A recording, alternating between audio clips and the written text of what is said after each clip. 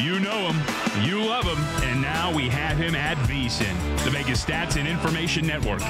It helps to be connected, and nobody knows more of the bookies in Las Vegas than Brent Musburger. It's My Guys in the Desert with the legend of the guys behind the counter, broadcasting only on the Vegas Stats and Information Network at vsin.com and SiriusXM Channel 204. Live from the VSiN studios, it's the one and only Brent Musburger. Ah, yes, let the feast begin. Football all over the place, great schedule in the NBA, the National Hockey League, college basketball, Gonzaga leading Duke at the halftime.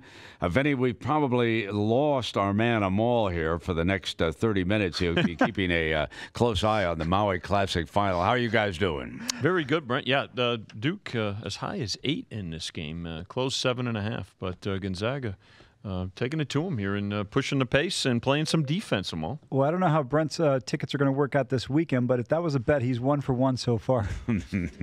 All right, guys, we've got Eric Osterman, the manager over at the SuperBook at Westgate, and you know this is Westgate Wednesday here from the South Point Casino. We're going to go a little bit further north. There's a lot of folks out there are waiting for the official static lines for the SuperContest and the SuperContest Gold. And so, Eric, how are you doing, my friend, on this Wednesday? I'm doing great, Brent. Happy Thanksgiving to everybody there. Ready for some exciting NFL action.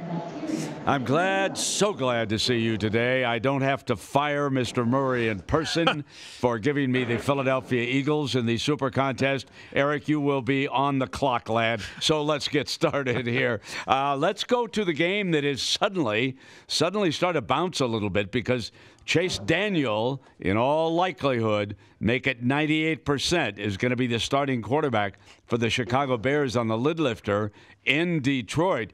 So what did you do with this discussion, and what did you make the Lions and the Bears? All right, so we have the Bears as a 3-point favorite in this game. We'd never really considered going to 2.5. We think that the Bears' defense is good enough to keep the Lions at bay in this one. So 3 in the contest for the Bears. Okay, and by the way, in some of the global lines, the Bears are minus 225. Put up a 225 to win 100 to win the division. Minnesota is second, plus 275. So the Bears with a huge betting advantage there. Let's go to the second game on the card. A lot of folks are saying that, well, let's find out what we've got. We've got the Cowboys hosting the Redskins. What did you put on it for the SuperContest?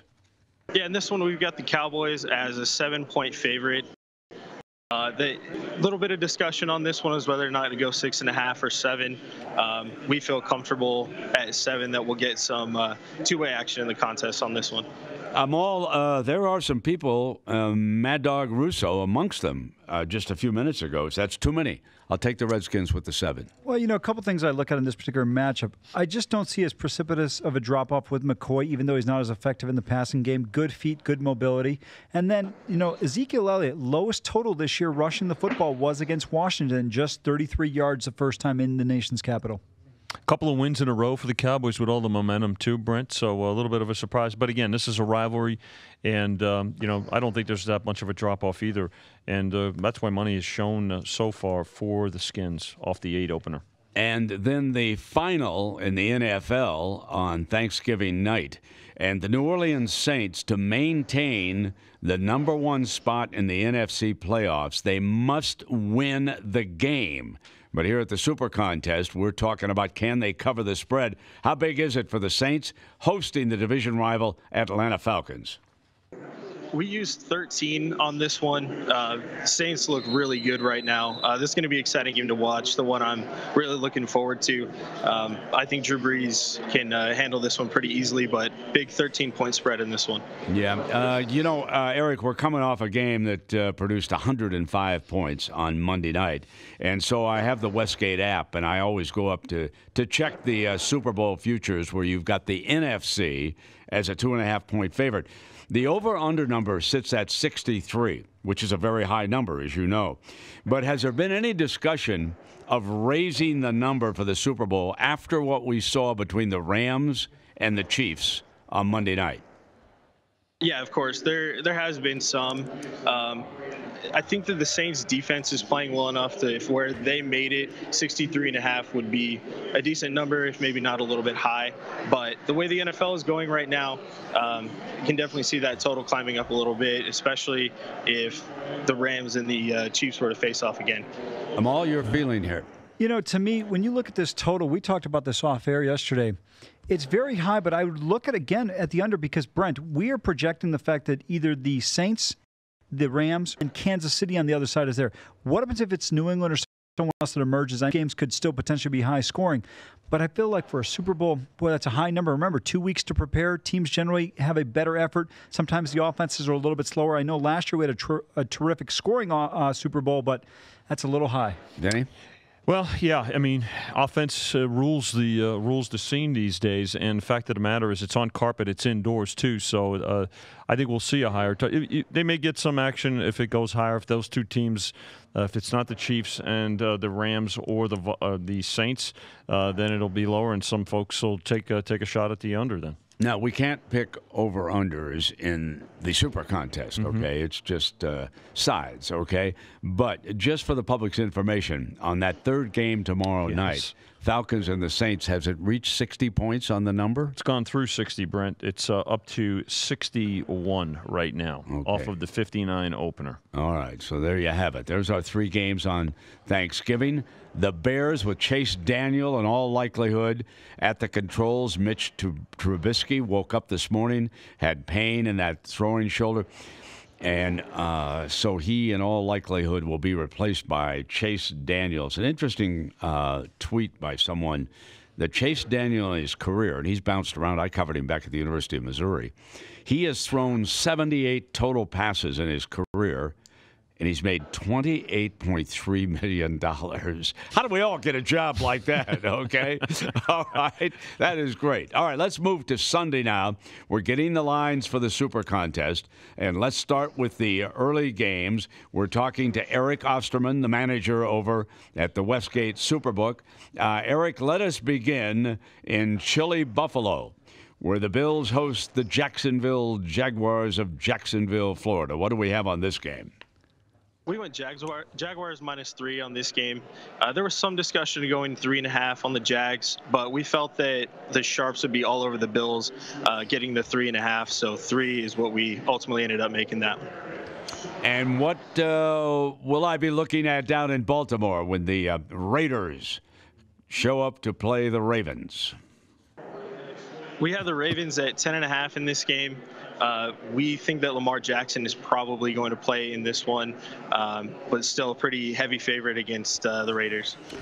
Yeah, if you roll up one tape of a Raider game, you would want a running quarterback. Okay, I'll tell you that right now. The Raiders, they're going to have their hands full with that young man when he sets sail to run. He may not last as a running quarterback, but he could have a terrific Sunday unless the Raiders find a linebacker or a safety who can get somebody on the ground frequently.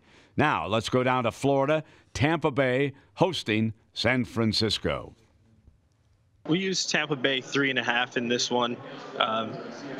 Not really a game we expect to see a whole lot of action on this, but 3.5 for the Buccaneers. And what shaped up as a real good game and might have been the Sunday night game when the season began, looking at the Super Bowl champion Philadelphia Eagles hosting their arch rival, the New York Giants. Giants and Eagles, Eric. Yeah, we have the Eagles -6 in this game. A bit lower than we've had our game of the year for most of the season, but Giants are playing well, and this is actually a rematch of the game that I gave you last time I was on. Would like a little redemption on this game. I had the Giants last time they played, and that didn't go so well for me. Did you give me that pick? Yeah, that was me. I hate to admit it, but he's an honest man. He is an honest man. I was blaming Murray for that, too. Amal, anything jump off the page at you so far? You know, I was surprised by the Bills being a 3-point home dog. Brent, I don't know how much Jacksonville has to play for. Also, keep in mind, they melted down against the Steelers, had an opportunity to win that game. to me, this is a tough one to lay 3 with Jacksonville. If you're going to play this one, I think you have to look at Buffalo only. Yeah, against the spread this year, the Jags are only 3-5-2. Buffalo not a whole lot better at 4-6. The Jaguars have scored an average of 17.6 points a game, and they've given up 21.9. The Bills have scored an average of 13.7 and given up 25.1. And if the weather's going to be bad, could be an under there, lads. But again, we're talking sides in the Super Contest, and let's go for the Battle of Ohio. Let's go to Cincinnati, Eric. We've got the Browns at the Bengals. We got the Bengals as a 3-point favorite in this one.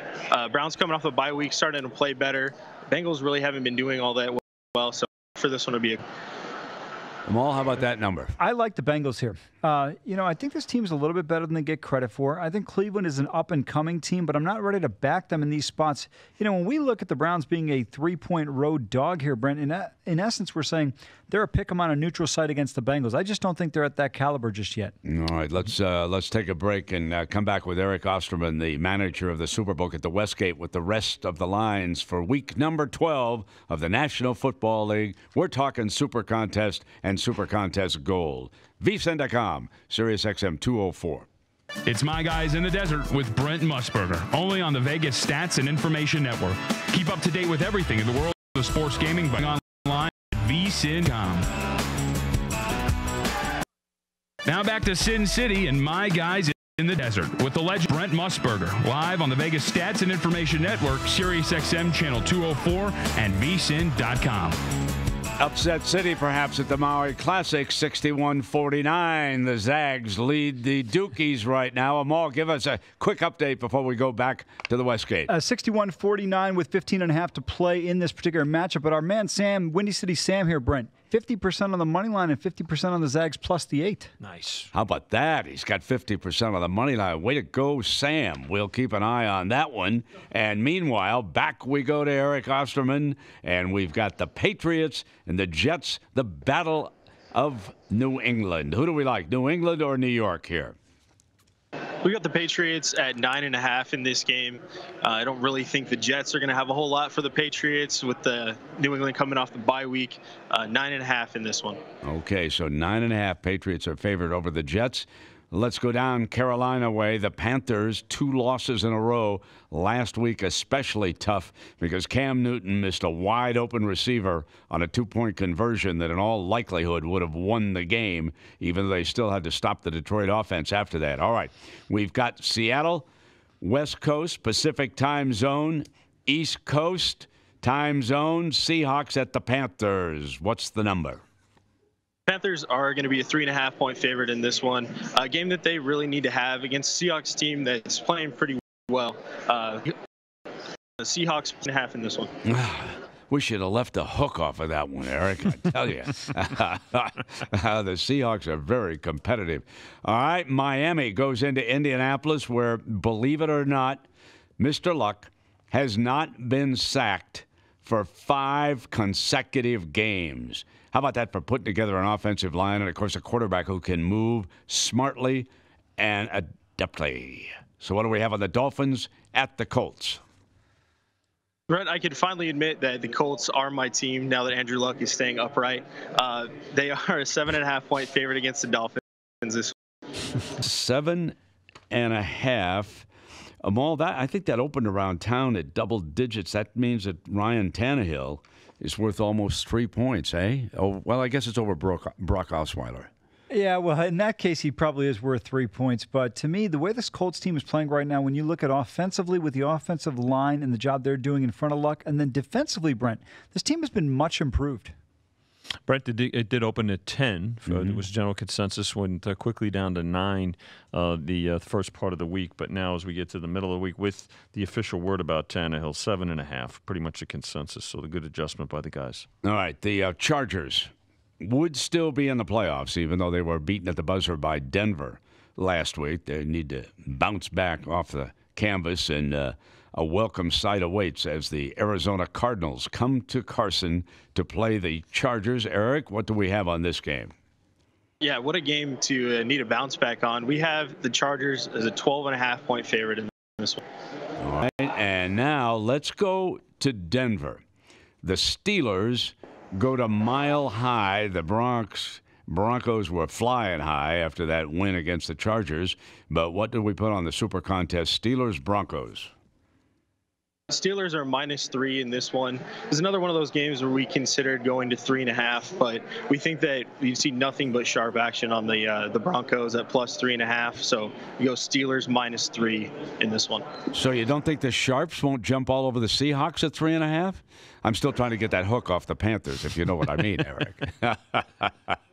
Amal, do you see anything so far here with some of the late starting games? You know, when I look at this one, I kind of like the Chargers here to bounce back against the Cardinals, just simply because of how poorly they played. Arizona, I'll tell you what, Brent, you had to sit through that game against them, and I just don't know how they even score points at times. Exactly, and you've got a quarterback, a rookie Josh Rosen, who's thrown more picks than he has touchdowns. Yeah.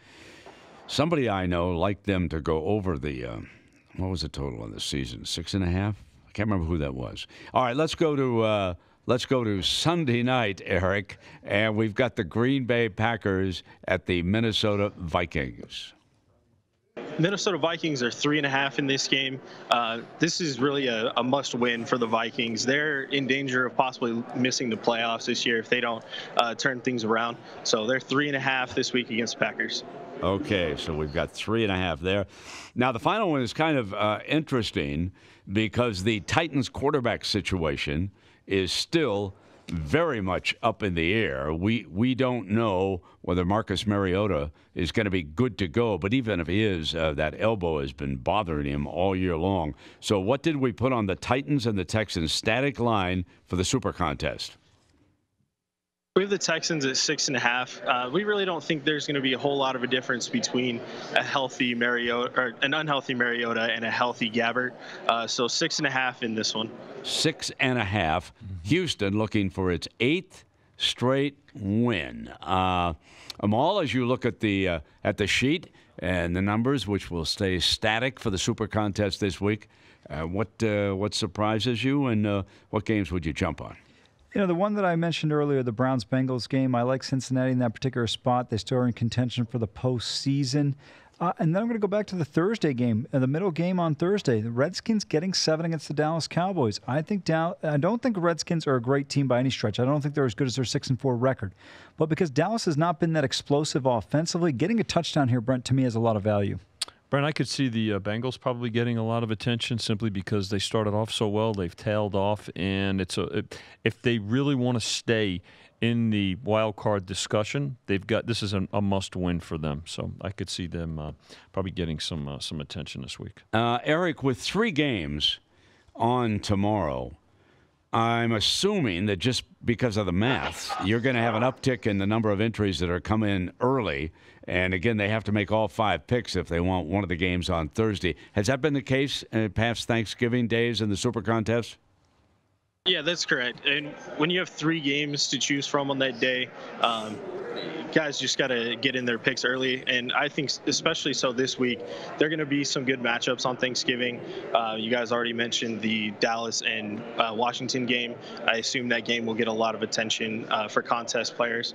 So we'll be busy getting in contest picks from now until when those games kick off.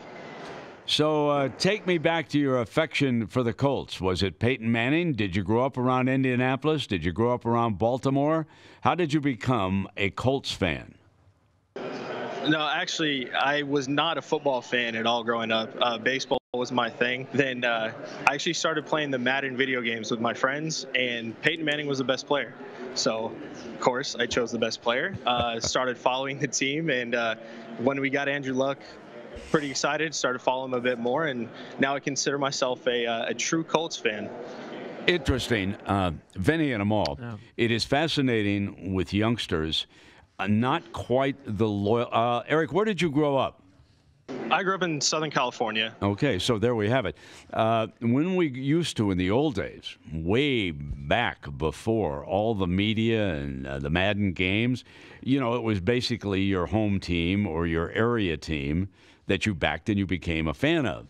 It is fascinating now to me because we see that far less than we used to. There are, well, fans all over the country who root for a different team just because of reasons like having played the Madden game. That's a good point, Brent. A couple other reasons I think have factored into it as well. There's a lot of movement around the country, too, so a lot of folks are transplanted, generations now moving to warmer weather climates. Teams have migrated as well. But also, remember, and especially in baseball, we talked about this, with the Braves, the Cubs, and even the Mets being available nationally on television.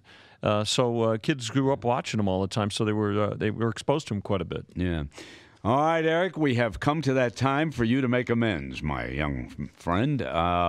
Who should I put as one of the entries from my guys at the SuperBook in VSIN 1 for this week? John and I actually agree on this pick. I got a text from him just before I came on to confirm this one. We're going against Amal in this case, and we're going to take the Browns plus the 3. Browns plus the 3, yes, Amal. Listen, I understand you're in the contest, recreationally having a good time. Are you interested in winning or not?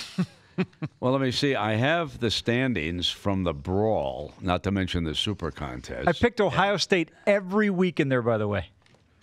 Did you? Yeah, of course. Out of 30, I think I'm 35th out of 30. You are the Oakland Raiders. Yeah, I know. Brawl. Okay, never mind. I'm leaving. That does it, Eric. I'm going to the Browns. Okay. Hey, by the way, their pick last week only lost by 41, so I know you won't lose by that much this week. All right. And, bounce back spot for us right now. Yeah, we bounce back. It's Bounce Back Sunday for my gang at the Westgate SuperBook. Eric Osterman, the manager over there, who gave us the lines. You go up to vsin.com, and you will find all the lines if you missed any. In fact, I'm going to have Vinny and Amal run through them. But, Eric, thank you so much, my friend, and we'll speak to you soon. And go Browns. All right, guys. Have a great Thanksgiving. Thanks for having me on. Happy Thanksgiving. Thank you. You too. Vinny and Amal, take everybody through what we got for the Super Contest, and then our lead commercial will bring Mr. Flatter in. Okay, Brent, let's start with Thursday. In the Super Contest, the Bears are -3 against the Lions. The Cowboys, 7-point favorites over the Redskins. And the Saints, 13 over the Falcons. Bills on Sunday are +3 at home against the Jaguars. The Ravens at home -10.5 against the Raiders. The Buccaneers -3.5 against the 49ers. Eagles -6 against the Giants, and the Bengals -3 against the Browns. Brent, the other side of the bracket, if you will. Patriots 9.5 against the Jets in New York. Panthers at home -3.5 versus the Seahawks. The Colts at home 7.5 against the Dolphins, and the Chargers 12.5 in Carson versus the Cardinals. You know, to me, when you look at this matchup on Sunday between the Steelers and the Broncos, critical for both teams, the Steelers are laying 3 points in Denver in this particular matchup. Sunday night, another great game. Vikings -3.5 against the Green Bay Packers in the Dome. And then on Monday night, should be a pretty good contest between the Texans, who are -6.5 against the Tennessee Titans at home. So there you have it, and Mr. Flatter's update coming up next, vsin.com, Sirius XM 204. It's My Guys in the Desert with Brent Musburger, only on the Vegas Stats and Information Network. Keep up to date with everything in the world of sports gaming by going online at vsin.com.